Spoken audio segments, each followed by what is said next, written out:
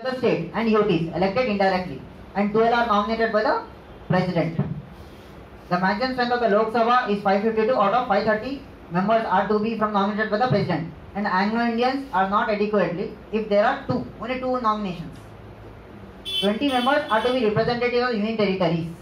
Lok Sabha से कितने आना UT से?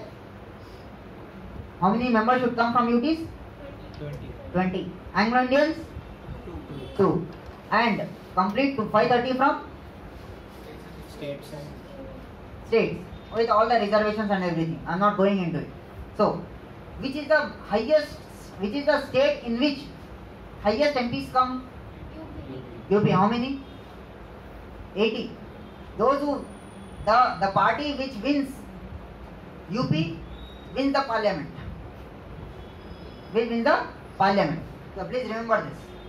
I am not going deep into it. When we come to our major topic, I will go through it. Just remember now.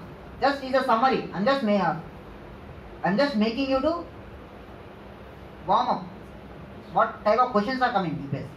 Next. Who among the following have the right to vote in elections in both Lok Sabha and Rajya Sabha? Can Attorney General can vote in the Lok Sabha? Can Attorney General participate in the proceedings of the Lok Sabha and Rajya Sabha? So, elected members of lower house, what is the question first? Who among the following has the right to vote in elections to both Lok Sabha and Rajya Sabha? Right to vote. Right to vote. Elected members of lower house of parliament, elected members of upper house of the parliament, elected members of upper house of the state legislature, elected members of the lower house of the state legislature. Which option is correct?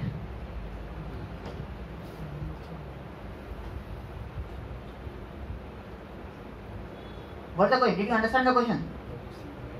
Which option is correct? It is already given. Elected members of lower house of the state legislature, MLAs. The upper house doesn't have the right to vote. Please remember, the upper house doesn't have the right to vote. So, under which article of the Indian Constitution, representatives of each state in Rajya Sabha shall be elected by the elected members of Legislative Assembly of the state in accordance to a system of which representation? Proportional representation. By means of single transferable vote. Please remember, proportional representation and single transferable vote. Which article? It is given there, first line. Article number 80. What you have to do? Those who doesn't have the constitution copy, open your notes, please note it down. Article number 80, article number 169. What are the articles? Please note it down. Similarly, the upper house of the state legislature does not elect the representative of its own in the Rajya Sabha. So, which article? Article number 80. Please note it down. Next, which of the following states of India does not have a legislative council so far even through the Constitution 7th Amendment Act 1956? Which of the following states? Now, this is an old question. So, which of the following state has and has not? I am not discussing this because the Jammu and Kashmir status has been changed now. So, it is an obsolete question.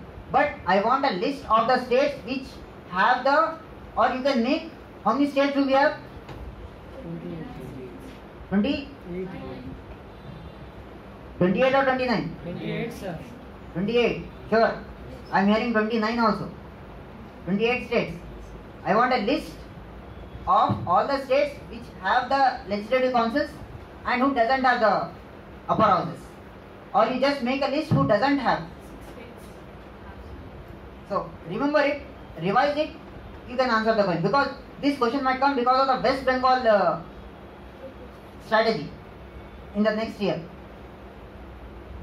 Shall I move again? Or any doubts? Any doubts? I am moving to the next question.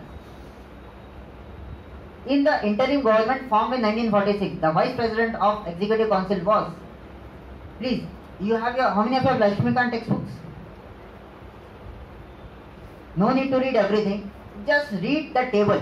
This question is directly taken from the Lakshmikant table, and the very first table where the cabinet 1946 they given below that 1946 a small wordings are there.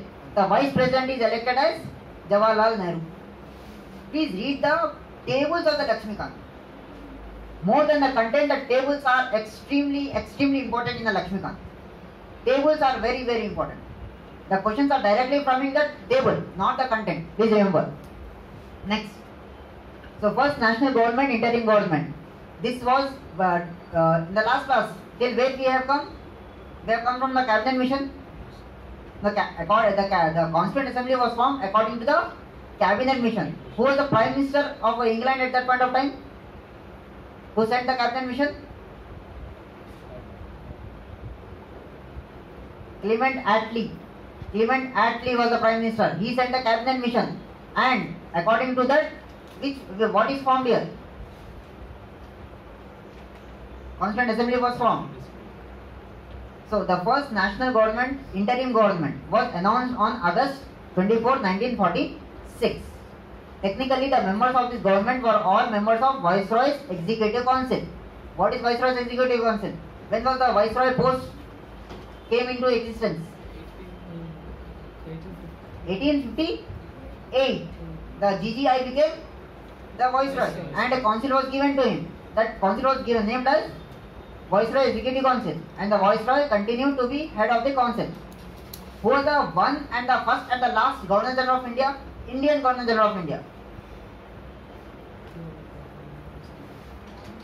First and last. Mountbatten resigned. He went away. But we had one Indian was made the Governor General of India. C. Rajagopalachari. He is also known as Rajaji. Netaji. Who is Netaji? Subhash Chandra Bose. Sardar. Who is Sardar? Who is the I asked one question in last time. Punjab Kesari. Lala Lajpat. Lala Lajpat Rai. Lal Bahadur Shastri came after when Lal Bahadur Shastri during his time we defeated Pakistan. He was the Prime Minister when Pakistan attacked us. Now the political power at that point of time in Pakistan underestimated the will of the Lal Bahadur Shastri. What slogan did the Lal Bahadur Shastri give? No, that was given by Netaji.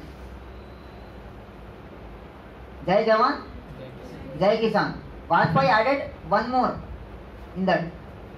Jai Jawan, Jai Kisan, Jai Vigyan. So, and once the Pakistan lost it, the Pakistan power at that point of time, political power, they said one, all of you know Hindi, right? They termed Lal Bahadur Shastri as Chota Packet Bada Dhamaka. What is the height of the Lal Bahadur Shastri?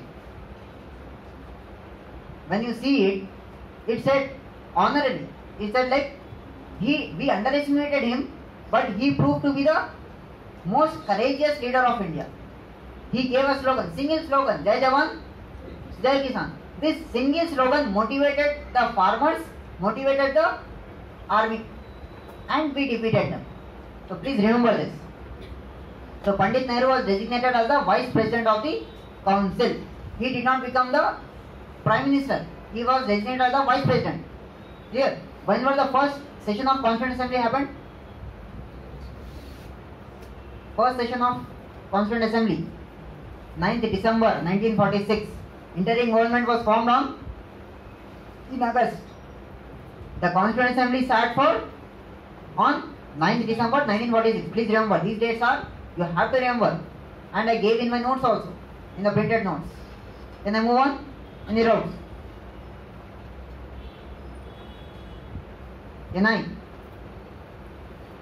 Next. Article number 156 of the Constitution provides that a governor shall hold office. What is the tenure of the governor? 6 years. He is supposed to be for 5 years, but he can be removed at any time by the president.